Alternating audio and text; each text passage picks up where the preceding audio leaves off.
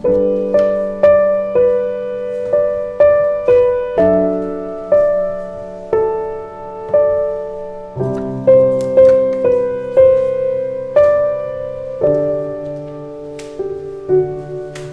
소식을 말씀드리겠습니다. 김포성화교에 오신 성도 여러분을 예수님의 이름으로 환영하고 축복합니다. 올해 표어는 힘써 하나님을 알자입니다. 계속해서 말씀과 기도 또 교제하면서 하나님께서 역사하시는 그 사람들의 영혼 속에서 하나님을 깊이 알아가시기를 바랍니다. 무더위가 계속되고 있습니다. 위험한 곳 방문을 삼가하시고 생활 주변을 잘 관리하셔서 안전한 생활하시기를 바랍니다. 오후에는 인물별 성경 공부가 있습니다. 많이 참여하시기를 바랍니다.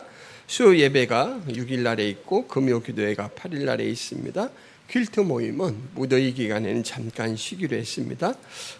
우리 이미란 집사님 남편 이현종 성도님께서 등록하셔서 이미란 집사님 가정이 최초로 모든 가족이 이제 출석하는 그런 가정이 되었습니다. 한 달에 한 번 일단은 그렇게 출석하기로 하셨는데 기도를 많이 해주셔서 한 달에 한 번이 이제 두 번이 되게 하고 내년쯤에는 같이 아이들을 이끌고 출석할 수 있도록 그렇게 복된 가정으로 이끌어달라고 기도해 주시기를 바랍니다. 후원하는 선교사님, 이길 한마음 선교사님, 김경민 목향이 선교사님 위해서 기도해 주시기를 바랍니다. 김경민 선교사님은 지난주에 귀국하셔서 지금 국내 일정을 또 수행하고 계십니다. 하나님의 은혜 가운데 많은 사람들 만나서 선한 영향력을 미칠 수 있도록 기도해 주시기를 바랍니다. 김포성화교회 예배는 유튜브 창에 김포성화교회를 검색하시면 언제든지 함께 하실 수가 있습니다. 교회에 대해서 관심 있는 분들에게는 이 유튜브를 소개해 주셔서 유튜브를 통해서 먼저 교회를 접할 수 있도록 그렇게 인도해 주시기 바랍니다. 이상입니다. 우리를 시험에 들게 하지 마시옵고 다만 악에서 구하시옵소서. 나라와 권세와 영광이 아버지께 영원히 싸움나이다. 아멘. 예수님께서 우리에게 가르쳐 주신 기도를 통해서 많은 유익을 그렇게 나누게 되었는데 오늘은 다만 악에서 구하시옵소서라는 부분입니다. 이 대한민국 축구 국가대표팀 감독으로 히딩크를 영입할 때 축구협회에서는 한 가지 조건을 내걸었습니다.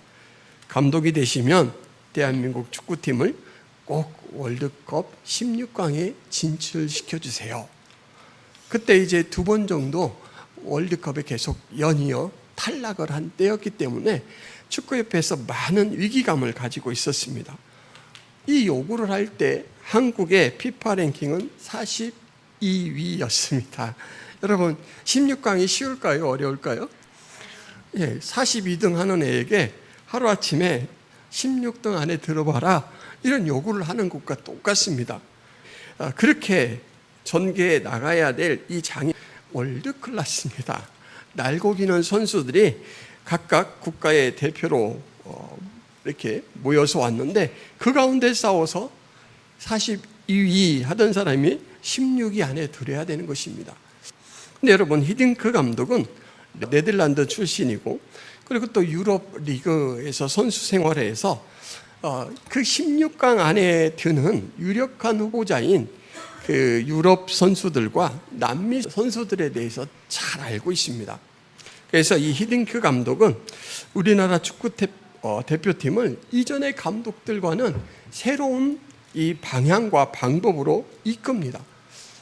그냥 잘하는 것을 연습해서 좀 더 잘해보자가 아니고 우리가 16강이라는 것이 목표가 있다면 이제는 16강 안에 드는 그 유력한 후보에 맞춰서 훈련을 해야 되잖아요.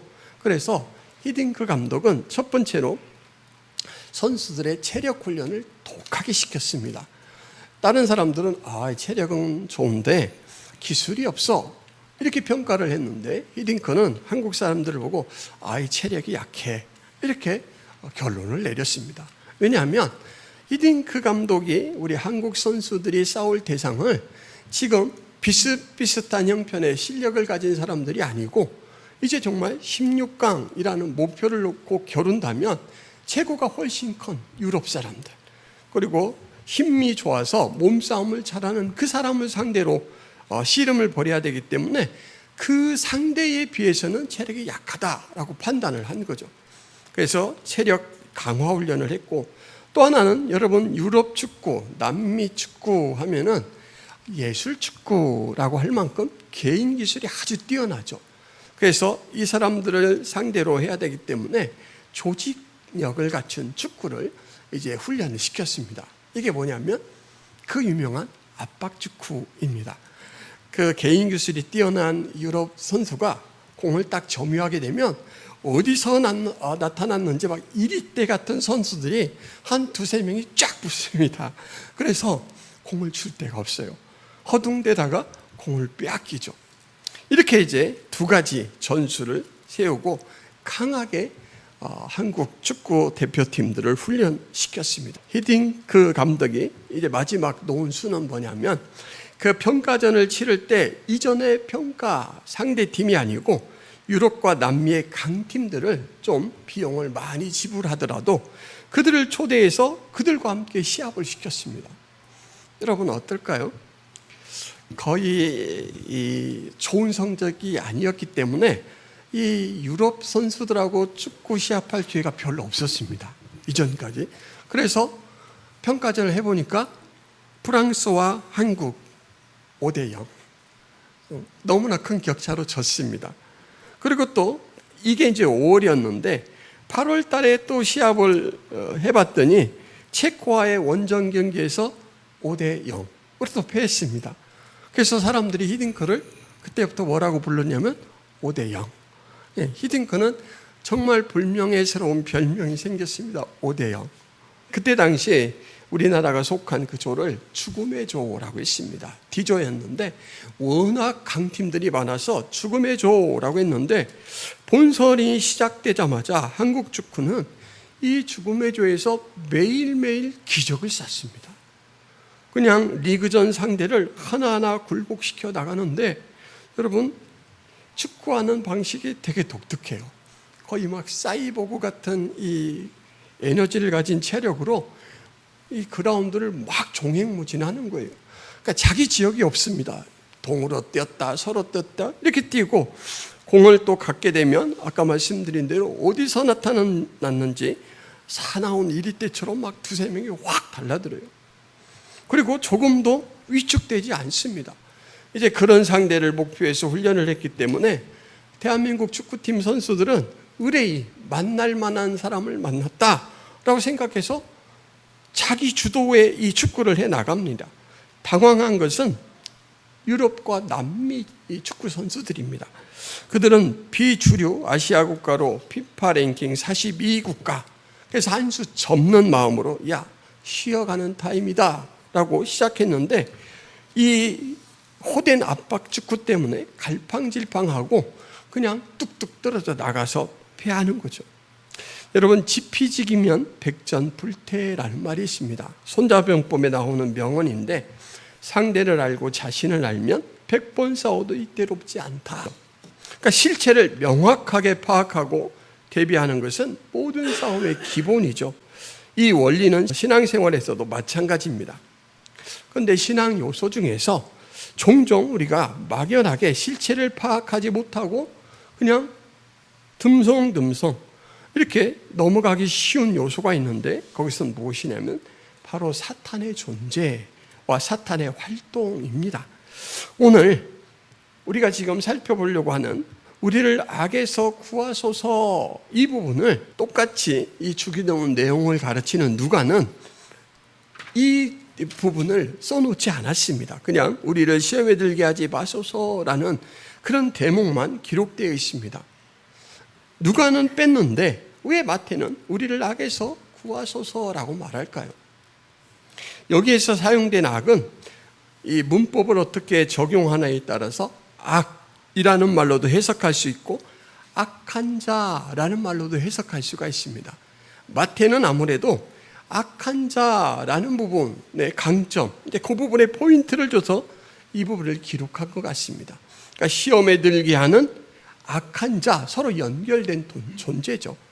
그냥 시험으로부터 우리를 구하소서, 시험에 들게 하지 마소서 이렇게 하면 막연하잖아요.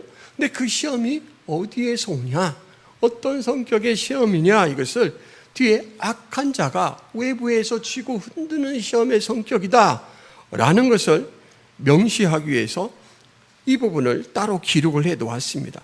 여러분, 지난주에 우리가 때로는 시험이 우리의 내부에서 충동되어 생기는 경우가 있다라고 살펴보았는데, 야고보서 1장 14절에 이런 말씀이 있죠. 오직 각 사람이 시험을 받는 것은 자기 욕심에 끌려 미혹됨이니.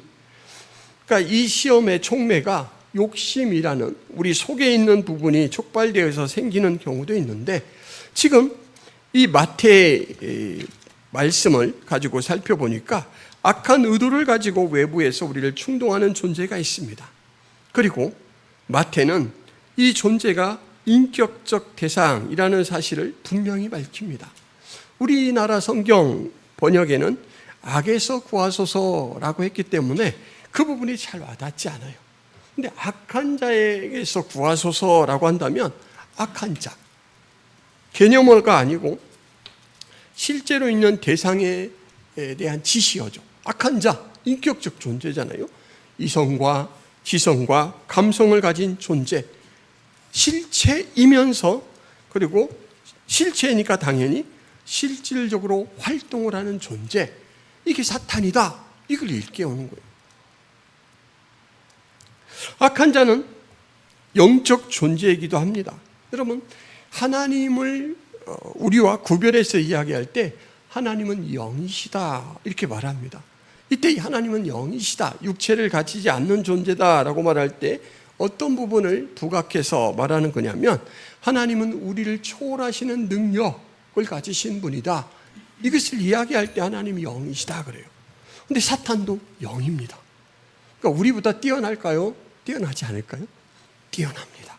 그래서 사탄은요, 우리에 대해서 알아도 너무 잘 알고 있습니다.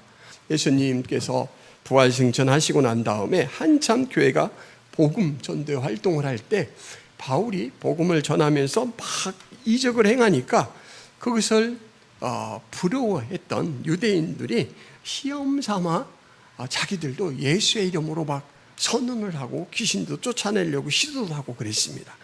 그때 유대 한 제사장 스게와와 7 아들들이 돌아다니면서 그 마수라는 어떤 유대인처럼 시험 삼아서 악기 들린 자들에게 주 예수의 이름을 불러서 이렇게 말했습니다. 내가 바울이 전파하는 예수를 의지하여 너희에게 명하노라. 그것을 듣고 악기가 이렇게 대답합니다. 내가 예수도 알고 바울도 알거니와 너희는 누구냐? 악기 들린 사람이 그들에게 뛰어올라서 막 눌러서 제압을 하고, 그들은 몸이 다쳐서 상한 상태로, 그리고 이제 막 옷이 찢어져서 벗겨진 그 상태로 혼비백산 도망칩니다. 여러분, 여기에서 드러나는 한 가지 사실, 악귀가요, 이 사람들이 진짜 믿음이 아니고 흉내내는 형식적 믿음이다라는 걸 단박에 알아봅니다. 그리고 또 구약 성경에서는 하나님께서 욥을 사단에게 야, 욥의 믿음을 보았느냐? 라고 칭찬하고 자랑할 때 사단이 이미 알고 있어요. 에이 하나님이 은혜를 그냥 장맛비 쏟아부어 주니까 그렇게 하나님 앞에 순종하죠. 하나님이 만약에 은혜를 거둬봐요, 택도 없습니다. 이렇게 하나님의 그런 주장에 대해서 반론을 제기합니다. 그러니까 영적인 존재이기 때문에 너무 잘 알아요. 인격적 존재이기 때문에 이성, 지성, 감성을 파악하고 이성, 지성, 감성을 동원해서 우리를 시험하는 데 있어서 아주 탁월합니다. 그리고 여러분, 이 악한 자는요, 초월적인 능력이 막강합니다. 예수님을 시험할 때 순식간에 천하만국을 예수님 눈앞에 쫙 보입니다. 또 예수님을 성전 꼭대기로 이끌고 갑니다. 이 악한 자, 사단, 마귀는 우리보다는 월등한 존재예요. 이 악한 자는 활발하게 활동합니다. 마태복음 13장 19절 말씀, 아무나 천국 말씀을 듣고 깨닫지 못할 때는 악한 자가 와서 그 마음에 뿌려진 것을 빼앗나니 이는 곧 길가에 뿌려진 자요. 말씀을 듣고 그 말씀을 양식으로 취하지 못할 때 이 악한 자가 와서 그 말씀을 빼앗아 간대요. 그러니까 말씀의 은혜를 접촉하지 못하도록 방해하는 활동을 합니다. 그리고 이 악한 자는 단독 활동뿐만 아니고 세력으로 활동을 하기도 합니다. 밭은 세상이요, 좋은 씨는 천국의 아들들이요, 가라지는 악한 자의 아들들이요. 악한 자의 아들들, 악한 자와 관계 있는 자들, 악한 자를 추종하는 졸개들로 이미 세력이 그렇게 갖추어져 있습니다. 우리 힘만으로는 이 악한 자의 공격을 물리칠 수 없기 때문에 예수님은 우리를 악한 자에서 구하소서라고 보호 요청을 그렇게 가르쳐 주셨습니다. 그런데 여러분, 많은 사람들이 이 악한 자의 존재와 활동을 무시합니다. 무시한다라는 말은 경계하지 않는다라는 말로 바꿀 수가 있습니다. 많은 사람들이 악한 자의 시험에 대해서 생각하지 않고 삽니다. 경계하지 않으면 무방비 상태로 당하기 십상입니다. 대표적인 예가 바로 하와가 시험에 빠져서 타락한 부분이죠. 창세기 3장에 이 부분이 진술되어 있습니다. 그런데 뱀은 여호와 하나님이 지으신 들짐승 중에 가장 간교하니라. 뱀이 여자에게 물어 이르되 하나님이 참으로 너희에게 동산 모든 나무의 열매를 먹지 말라 하시더냐. 여자가 뱀에게 말하되 동산 나무의 열매를 우리가 먹을 수 있으나 동산 중앙에 있는 나무의 열매는 하나님의 말씀에 너희는 먹지도 말고 만지지도 말라, 너희가 죽을까 하노라 하셨느니라. 뱀이 여자에게 이르되 너희가 결코 죽지 아니하리라. 너희가 그것을 먹는 날에는 너희 눈이 밝아져 하나님과 같이 되어 선악을 알 줄 하나님이 아심이니라. 먼저 사단이 지렛대로 이 견고한 이 성벽을 흔듭니다. 어떤 부분이 그 부분이냐면 동산 모든 나무의 열매를 먹지 말라 하시더냐, 선악과의 열매를 먹지 말라 하시더냐, 이렇게 물어야 돼요. 뱀은 이미 하나님과 사람 사이에 있었던 이 이루어진 일들을 다 알고 있습니다. 그래서 정확하게 긍정적인 답이 나오게 하려면 하나님이 선악과의 열매를 먹지 말랬지, 이렇게 물으면 맞아, 이렇게 대답할 거잖아요. 그런데 부정적인 답이 나오도록 모든 나무의 열매를 먹지 말라 하더냐, 다 알면서 그렇게 물어요. 그랬더니 여자가 뭐라고 대답합니까? 동산 나무의 열매를 우리가 먹을 수 있으나 동산 중앙에 있는 나무의 열매, 선악과를 이제 동산 중앙에 있는 나무라고 이렇게 칭하죠. 하나님의 말씀에 너희는 먹지도 말고 만지지도 말라 그래요. 여기서 지금 한 가지 여자가 잘못 알고 있는 사실이 있죠. 뭡니까? 먹지 말랬지 만지지 말라고는 안 했습니다. 그러니까 불확실하게 알고 있어요. 그 다음에 또 그렇게 됐을 경우 그 결과에 대해서도 너희가 죽을까 하노라 하였다, 이렇게 대답해요. 죽을까 가능성으로 얘기했습니까? 죽는다 확정으로 얘기했습니까? 확정이에요. 반드시 죽습니다. 그런데 또 여자가 가능성으로 대답해요. 아까 시험하는 자가 인격적 존재라고 했습니다. 지성과 이성과 감정을 가진 존재고, 그리고 이 부분으로 우리를 효과적으로 시험할 수 있다라고 했습니다. 이 사단이 지렛대를 한번 사용해서 여자의 지성의 빈틈을 발견했어요. 확신하지 못하고 있네? 가능성으로 이야기하고 있네? 그래서 그 지성의 빈틈을 이제 타고 들어가서 어느 부분을 공략하냐면 이성 부분을 공략합니다. 결코 죽지 아니하리라. 잘못된 판단을 하도록 이성을 그렇게 자극합니다. 에이, 안 죽어. 그러니까 이제 하와가 이성의 혼란이 생겼습니다. 판단에 오류가 생겼습니다. 그리고 그 여자의 감성을 마지막으로 흔들어 놓습니다. 너희가 그것을 먹는 날에는 너희 눈이 밝아져 하나님과 같이 되어 선악을 알 줄 하나님이 아심이니라. 이 말이 사실이라면 하나님께 엄청난 실망감을 느낄 수밖에 없어요. 이렇게 좋은 거를 하나님은 우리에게는 허락하지 않고 자기만 누리려고, 에이 하나님 이기주의자야, 이렇게 생각할 수 있죠. 그래서 이 사단이 여자의 지성의 빈틈을 파고 들어가서 이성의 판단을 혼란스럽게 만들고 감성으로부터 하나님에 대해서 쉽게 만들죠. 여러분, 사탄은 하나님을 거짓말하는 존재와 이기주의자로 만들었습니다. 언상 한 번 높이지 않았어요. 그리고 동조자 하나 없고 별다른 투자 없이 여자의 마음에서 하나님의 경고에 대한 경각심을 제거합니다. 뱀은 오직 여자의 마음속에 도사리는 능력과 가치 상승에 대한 욕구를 충동하여 타락시켰어요. 너도 하나님처럼 될 수 있어, 너도. 이렇게 해서 타락시켰습니다. 이것이 사탄의 실체입니다. 사탄은 분명히 존재하고 우리를 타락시키기 위해서 활동하는데 요란하지도 않고 번잡스럽지도 않게, 그러나 확실하고 분명하게 그가 의도했던 대로 타락을 성사시키는 것, 이것이 사탄의 활동입니다. 그러니까 여러분, 사탄을 무시해서 경계하지 않는 것은 엄청난 실수입니다. 아시겠죠, 여러분?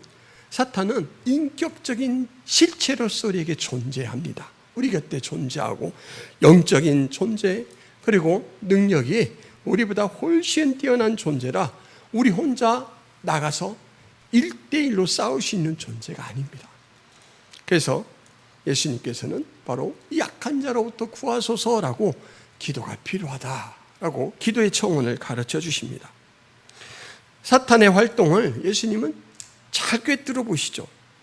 여러분, 복음서에 보면 예수님께서 여러 가지 치유 사역을 하십니다.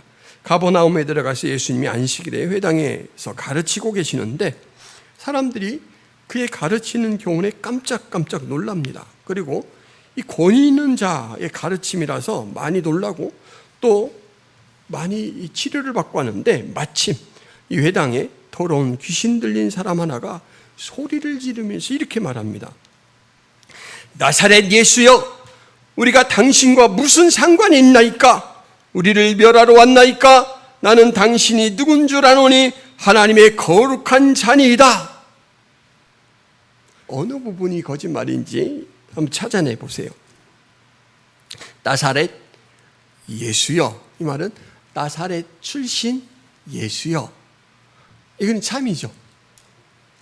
우리가 당신과 무슨 상관이 있나이까? 이건 이제 내가 묻는 질문이잖아요. 우리를 멸하러 왔나이까? 나는 당신이 누군 줄 아노니 하나님의 거룩한 자니이다. 나는 당신의 정체를 알고 당신의 소속을 합니다. 당신의 사명을 합니다. 이야기를 이 마귀가 하고 있습니다. 틀린 부분이 어디 있습니까? 하나도 없습니다. 근데 예수님이 저지합니다. 아니, 예수님, 다른 사람들, 예수님을 추동하는 사람이 고백한 것도 아니고 대적 마귀가 그렇게 고백했는데 왜 막으세요? 그거 막고 확실한 예수님에 대한 이 세상에 알리는 방법이 더 있을까요? 근데 예수님 막으셔요. 왜 막았을까요? 예수님은요, 구원의 계획을 실행하고 성취시켜야 할 존재이지 세상에서 그런 존재다라고 확정받아야 할 존재가 아닙니다. 마귀는요, 참된 내용을 어떤 방식으로 방해하냐면 그 사실을 막 크게 소리 질렀다고 했잖아요. 그래서 예수님이 다른 말을 못하게 만들어요. 그러니까 내용이 아니라 방식으로 방해하고 있습니다. 예수님이 이걸 꿰뚫어 보셔요. 그래서 야, 그만 떠들고 그 사람한테 나와, 쫓아내버리시죠. 사탄은 이렇게 단수가 높습니다. 그리고 여러분, 이 세상은 예수님의 재림 때까지 사탄의 무대입니다. 요한일서 5장 19절에 또 아는 것은 우리는 하나님께 속하고 온 세상은 악한 자 안에 처한 것이며, 사탄이 우리를 시험하기에 매우 유리하다라는 거예요. 사탄은 손만 까딱 까면 우리를 시험할 수 있습니다. 왜냐하면 이 세상이 자기 왕국이니까.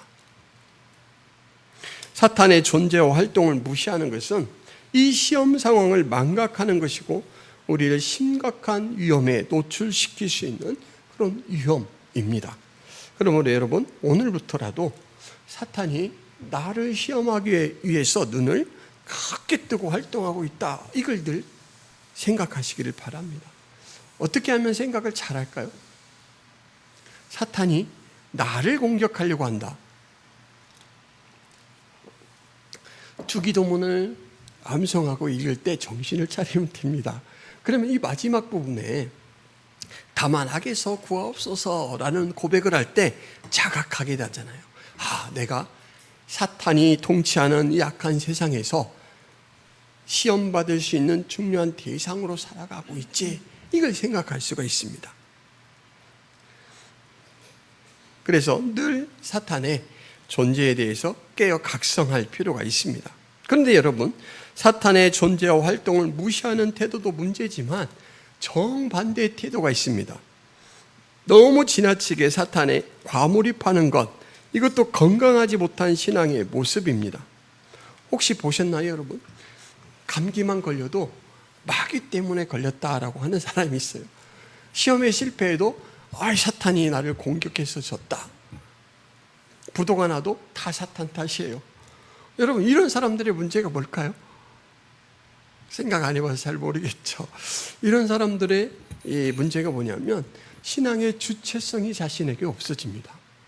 그러니까 사탄이 다 이렇게 조작해서 된 거라서 내가 기도하고 판단하고 선택하고 헤쳐나가고 해야 될 부분들에 대해서 내 권리를 주장하지 못하고 내 사명을 바르게 이뤄나갈 수가 없습니다.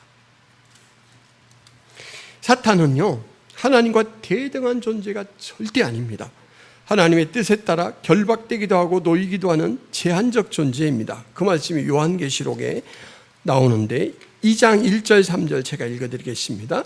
또 내가 보매 천사가 무저갱의 열쇠와 큰 쇠사슬을 그의 손에 가지고 하늘로부터 내려와서 용을 잡으니 곧 옛 뱀이요 마귀요 사탄이라 잡아서 1000년 동안 결박하여 무저갱에 던져 넣어 잠그고 그 위에 임봉하여 1000년이 차도록 다시는 만국을 미혹하지 못하게 하였는데 그 후에는 반드시 잠깐 놓이리라.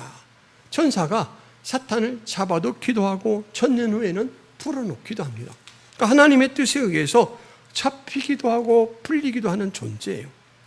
성도가 지나치게 귀신 공포증, 마귀 공포증, 사탄 공포증을 가지고 사는 것은 신앙의 본질을 잘 모르기 때문에 하는 그런 행동입니다. 하나님은 성도를 보호하십니다. 여러분, 하나님은 성도를 보호하십니다. 하나님은 성도인 여러분을 보호하십니다.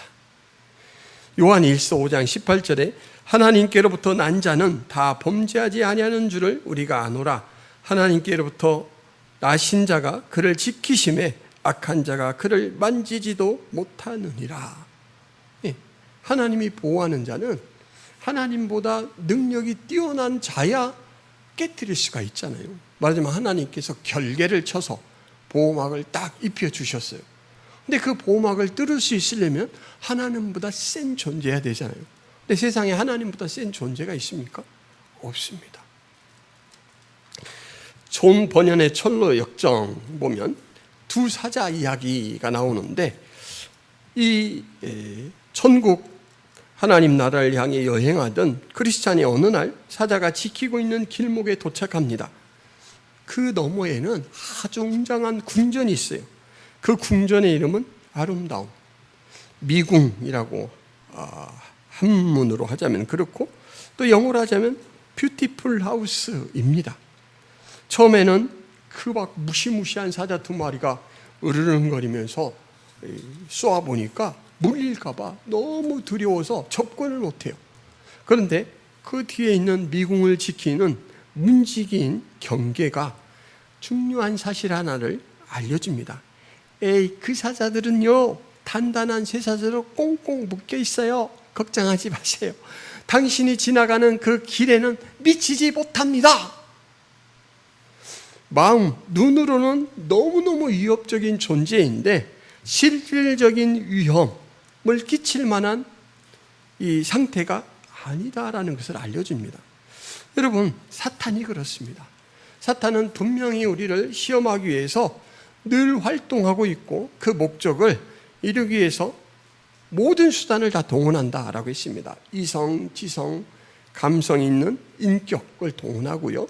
또 영적인 존재로서 꿰뚫어 보는 능력들, 또 예수님을 높은 곳에 단박에 모시고 올라가고 또 온 세상을 다 보여줄 수 있는 그 능력들을 다 동원합니다. 근데 아무리 동원해도요, 하나님께서 허락하지 않으면 그 결계를 뚫을 수가 없습니다. 민수기에 보면 발락이라는 사람이 발람이라는 이 예언하는 사람을 불러서 이스라엘 백성들을 저주하려고 해요. 내가 많은 보화를 줄 테니까 혹시 앞에서 보고 이스라엘 백성들의 규모 때문에 겁이 나거든 뒤로 지나가는 꽁무니를 보고 좀 저주해 주세요. 발람이 저주를 딱 하려고 하는데 하나님께서 저주를 못하고 축복을 하게 합니다. 그랬더니 발락이 성질이 납니다. 아니 당신은 내 돈 받아먹고 저주를 하랬더니 왜 축복을 합니까? 아니 하나님이 축복하게 하는 걸 내가 어찌합니까? 그러니까 다시 한번 잘 이번에는 꼭 저주를 해 주십시오. 돈은 2배로 드리겠습니다. 또 저주를 또 올라갔는데 또 축복을 해버렸어요. 3번을 그렇게 하고 나니까 발락이 너무 실망스러워가지고 집에 가세요. 하나님께서 저주를 막으시는 거예요. 아무리 발락과 발람이 공격을 할래도 공격이 될 수가 없습니다. 근데 여러분, 사탄이 성도를 공격하는 유일한 방법이 하나 있습니다. 그것이 무엇이냐면 죄를 짓게 만드는 겁니다. 발람이 돌아가면서 이제 받을 거에 대해서 아쉽잖아요. 그러니까 한 가지 이스라엘을 망하게 할 수 있는 꼼수를 하나 줍니다. 이스라엘 백성들은 죄를 지으면 하나님이 심판하십니다. 그러니까 발락이 이스라엘 백성들이 지나가는데 그냥 전국에서 뽑아 올린 미인들을 아주 예쁘게 화려하게 꾸며서 갖은 산의 진미를 차려놓고 막 유흥을 벌이게 하고, 그리고 거기에서 자신들의 이 신 우상을 섬기도록 합니다. 그러니까는 이스라엘 백성들 중에 젊은 청년들이 그냥 눈이 획 돌았어요. 저렇게 예쁜 사람이 있어? 왜냐하면 이스라엘 백성들이 광야를 통과하고 있잖아요. 40년 동안 맨날 옆 사람은 땀 냄새밖에 안 나요. 옷도 단벌, 햇볕에 그을려서 시커먼 얼굴. 그런데 이곳에서 만난 사람은 너무너무 세련됐고 도시 냄새가 나고 그래요. 그러니까 그냥 홀딱 빠져가지고 따라주는 술 받아먹고 맛있는 고기 뜯어먹고 하다가 우상도 같이 섬겼습니다. 하나님께서 이 죄를 저지른 이스라엘을 심판하시죠. 자, 여기에서 중요한 열쇠가 하나, 단서가 하나 있습니다. 사단은 우리를 막 대놓고 1대1로 공격을 못합니다. 왜냐하면 하나님이 철저하게 보호하시니까. 그러면 사단은 뭘로 공격을 하느냐? 타락입니다. 죄를 짓게 조장해요. 사람을 보내서 환경을 만들어서 우리 마음속에 있는 유혹을 부추겨서 죄를 짓게 합니다. 죄를 짓게 하는 것밖에 우리를 타락시킬 수 있는 길이 없습니다. 그러니까 여러분은 사단이 활동하고 있다, 실체적 존재다라는 것을 늘 인식하되 사단의 얼굴을 보고 사단과 맞서서 싸우려고 막 그 전투 방식을 갖게 해서 싸우려고 하면 안 됩니다. 그런 일은 없습니다. 사단은 직접 창칼 들고 내 앞에 나타나지 않습니다. 사단은요, 죄의 요소, 지금 가장 사람들을 죄에 쉽게 달콤하게 빠뜨리는 방법이 뭡니까? 문화입니다. 문화, 노래, 드라마 이런 것들을 통해서 죄를 죄가 아닌 것처럼, 왜 그 말씀 있잖아요. 내로남불, 남이 하면 불륜, 내가 하면 로맨스. 이거를 말로 하면 되게 우습지만 이거를 그럴듯하게 상황을 가지고 만들어 나가면 사람들이 그래, 이해는 돼, 그럴 수도 있겠네, 이러면서 이제 점점 이 죄에 대한 경계가 낮춰집니다. 그 중에 하나가 동성애에 대해서 더 이상 이제 동성애가 이런 성적 죄고 하나님께서 만들어주신 창조의 원리를 파괴하는 죄다, 이렇게 보지 않고 소수자의 인권을 존중해 줘야 된다, 이런 방향으로 전 세계가 흐름을 타고 있지 않습니까? 이렇게 사단은 공략합니다. 아름다운 모습으로 언성을 높이지도 않고 번잡스럽지도 않고 달콤하게 그렇게 죄를 우리 가운데 심고 충동을 합니다. 그러니까 경계병을 세우지 않으면 우리는 좋다 하다가 타락하고 맙니다. 그래서 이 두 가지 사실, 오늘 말씀의 포인트는 딱 두 가지입니다. 사탄은 실체적 존재고 적극적으로 활동하는 존재다. 그러므로 절대로 무시하면 안 된다, 과소평가하면 안 된다라는 말씀. 또 하나는 반대로 사단은 아무리 활동을 해도 직접적으로 우리를 망하게 할 수는 없다. 왜냐하면 하나님께서 철저하게 우리를 보호하시기 때문이다. 사탄은 죄라는 방식으로 우리를 공략한다. 그러니까 우리의 싸움 상대는 뭐냐면 죄입니다. 죄. 항상 우리는 죄와 싸우는 거예요. 여호수아가 요단강을 건너서 드디어 하나님께서 약속하신 가나안 땅을 들어가기 직전에 있습니다. 하나님의 명령대로 사람들에게 할례를 다 시행하고 이 요단강가에 있는데 갑자기 칼을 든 장군 같은 존재가 여호수아의 길을 딱 막아섭니다. 그러니까 여호수아가 좀 용감하게 묻습니다. 너는 우리를 위하느냐, 우리의 적들을 위하느냐? 그러니까 그 존재가 나는 여호와의 군대 대장으로 지금 왔느니라. 너는 신을 벗으라. 이것은 거룩한 땅이다. 이렇게 말합니다. 여러분, 여호수아가 평생 자기가 큰 산처럼 여긴 모세 선생님의 이 수종자로서 살아왔잖아요. 처음에는 시종이었습니다. 시종. 모세를 돌봐주는 시종. 그런데 이제 모세의 후계자가 됐죠. 그리고 모세는 떠나갔고 이 큰 이스라엘 민족 집단을 이끌고 이제는 신앙의 싸움을 하러 가나안 땅으로 들어가야 됩니다. 딸은 두려웠을 거예요. 근데 그때 여호와의 군대 대장이 탁 나타나서 이 말씀을 해주는 거예요. 여러분, 여호수아가 얼마나 든든했을까요? 아, 이 싸움은 내 싸움이 아니구나. 하나님께서 군대 장관을 파견하셨으니까 이건 하나님의 싸움이구나. 여러분, 이렇게 하나님이 우리를 지켜주시고 우리의 삶을 인도해 주십니다. 먹먹할 때, 힘들 때 하나님께서 우리를 돕는 존재를 보내주셔요.